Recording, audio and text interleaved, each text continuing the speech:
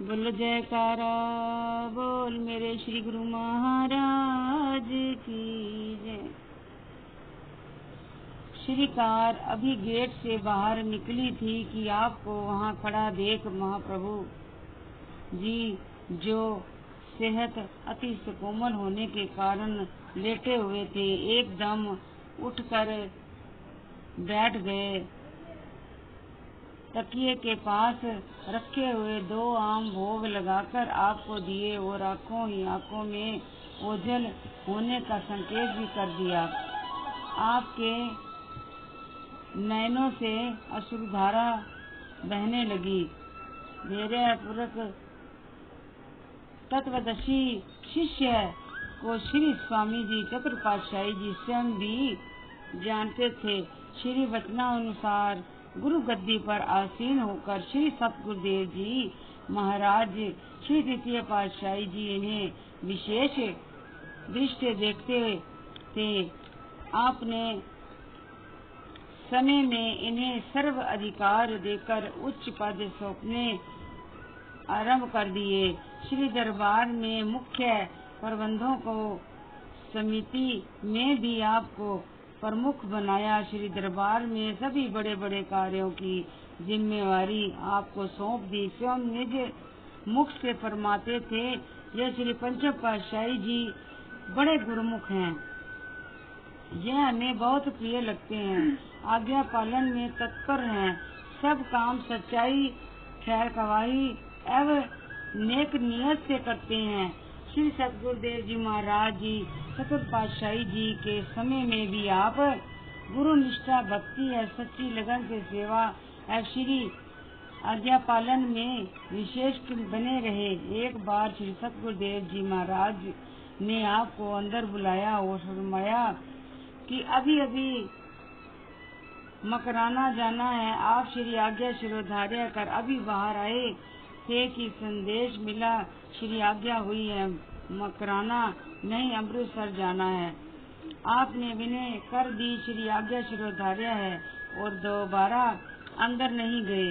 अभी कमरे में पहुँचे ही नहीं थे कि श्री आज्ञा हुई कि श्री अनंतपुर की सेवा करो, बाहर जाने की क्या जल्दी है। आप सेवा कार्य आरंभ करने लगे तो पुण्य अंदर बुलवाया और फरमाया कि किस सेवा को प्रथम प्रमुखता देनी चाहिए, यह आपको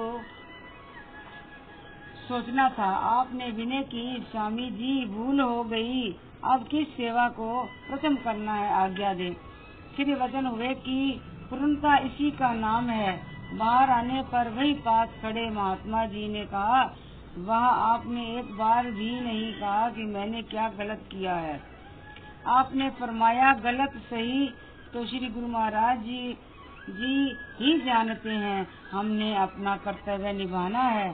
कितनी महानता एवं रहस्य भरा है, इसमें साधारण जीव नहीं जान सकता। इसे देखने व सुनने में चाहे यह बातें भले ही छोटी मालूम होती हैं, परंतु इन्हीं के अंदर सत्य के गहरे रहस्य छिपे होते हैं। श्री गुरु आज्ञा पालन में यह प्रमाण आपकी महानता का प्रतीक है। एक बार श्री सतगुरुदेव जी महाराज जी श्री चतुर्पातशाही जी ने श्री आनंदपुर के सभी स्थायी निवासियों को बुलाकर श्री प्रवचन फरमाए कि गुरुमुखों भक्ति और परमात्म एक ऊंची मंजिल है।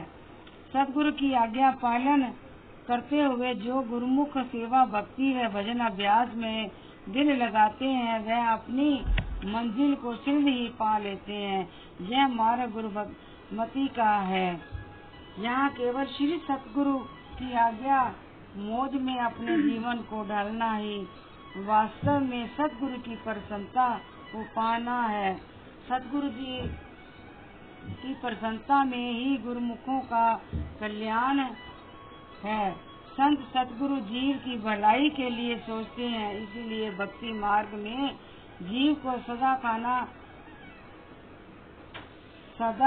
सादा पहना और उच्च विचार रखने चाहिए। आज आपको बुलाने की हमारी यही मौज थी कि सभी गुरुमुख केवल गदर खादी के कपड़े ही पहना करें। खद्दर आपको स्टोर से मिल जाएगा। समय अनुसार महापुरुष अपनी मौज बदलते रहते हैं। जब जैसी मौज हो उसी को ग्रहण करना ही गुरुमुख का कर्तव्य है। श्री सद्गुरुदेव जी महाराज के प्रवचन सुनकर सब अपने कमरों में आ गए। किसी ने यह कहकर कि पापलीन या अन्य कपड़े भी दरबार में से ही मिलते हैं, उनके फटने पर खद्दर पहन लेंगे। किसी ने कुछ समय पश्चात और किसी ने श्री आज्ञा पर ध्यान ही न दिया, अपने अपने बुद्धि अनुसार आचरण किया। आपने श्री पंचम पातशाही जी कहा कि खद्दर के सिवाय अन्य कपड़े श्री दरबार से मिले हैं।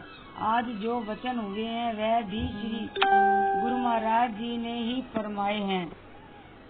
अंत हम अब खद्दर के सिवाय कुछ नहीं पहनेंगे। आपके पास उस समय खद्दर का केवल एक ही चोला था, बदलने के लिए दूसरा बिल्कुल नहीं था। आपने कमरे में जाकर अन्य पापलीन आदि के वस्त्र एक ओर रख दिए और उसी समय खद्दर लेकर उसे सिलवाकर सब चोले को बदला।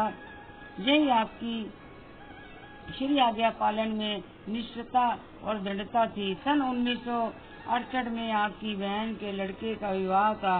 उन्होंने श्री चरणों में विनय भिजवाई। अब आपको कलकत्ता विवाह में सम्मिलित होने का निमंत्रण दिया और आने के लिए विवश भी किया। सभी भाई बहन प्रेमी थे। आपको महात्मा योग प्रकाशानंद जी ने कहा कि हमारे साथ चलो, अर्ज ही क्या है। आपने उत्तर दिया, जब संसार से पीठ कर दी तो संबंध कैसा। अब तो श्री आनंदपुर के गुरुमुख महात्मा जी सब संबंधी हैं। श्री 108 श्री चतुर्थ पातशाही जी ने आपको फरमाया कि आप उस काम को पूरा करके आ जाओ। श्री आज्ञा शिरोधार्य कर आप कलकत्ता चले गए। वहाँ एक अलग कमरे में विराजित हो भजन ध्यान में बैठे रहते। आपने सभी संबंधियों को दिन में एक बार मत्था टेकने की आज्ञा दी। आपने कहा कि यहाँ हमारा दिल नहीं लग रहा, आप कार्य संपन्न कर श्री अनंतपुर लौट आए। श्री 108 श्री चतुर्थ पातशाही जी ने श्री अनंतपुर दरबार की सुचारू व्यवस्था के लिए एक प्रबंध समिति बनाई। उस समय महात्मा श्री सतगुरु सेवानंद जी श्रीमान श्री अनंतपुर में प्रबंध में काफी समय देते थे और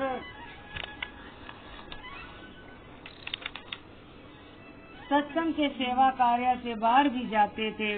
महात्मा योगतानंद जी, महात्मा आनंद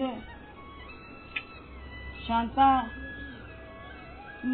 जी, महात्मा योग प्रकाशानंद जी, महात्मा खड़क प्रकाशानंद जी, महात्मा रोशनानंद जी, महात्मा विचार परमानंद जी, महात्मा संतोषानंद जी श्री अनंतपुर के प्रबंधों को मुख्य थे। श्रीमान जी महात्मा परम विवेकानंद जी सिंधी, श्रीमान जी महात्मा गुरु दर्शनानंद जी, महात्मा आनंद दर्शनानंद जी, महात्मा धर्म दर्शनानंद जी, महात्मा सुख सागरानंद जी, महात्मा परम शांतानंद जी सत्संगी महात्मा जनों में मुख्य थे। सब महात्मा जन पूर्व पर श्री अनंतपुर में एकत्रित होकर मीटिंग करते। श्रीमान जी के कमरे में समिति के विचार विमर्श करने के लिए एक ऊंचा थला बना हुआ था। उस समय कमरे में थल्ले अर्थात ऊंची जगह बनाई जाती थी। आप उन सब को उस ऊंचे स्थान पर बैठाते और सब नीचे बैठ जाते। वह सब आपको देखते ही रह जाते। कभी कभी महात्मा योग प्रकाशानंद जी कह ही देते कि आप हमारे साथ क्यों नहीं बैठते। आप फरमाते कि आप सब महान हैं, हम सेवक हैं। सबके मुंह से निकलता कि इतनी विनम्रता से तो इंसान सब कुछ प्राप्त कर लेता है, वे क्या जाने कि आप पूर्ण ही हैं। आपने श्री सतगुरुदेव जी, श्री तृतीय पातशाही जी और श्री सतगुरुदेव जी, श्री चतुर्थ पातशाही जी के समय में एक रस श्री आज्ञा पालन और सेवक धर्म के आदर्श को स्थापित कर दिखाया। आपकी महानता का ज्वलंत उदाहरण आप स्वयं हैं। बोलो जयकारा बोल मेरे श्री गुरु महाराज की जय।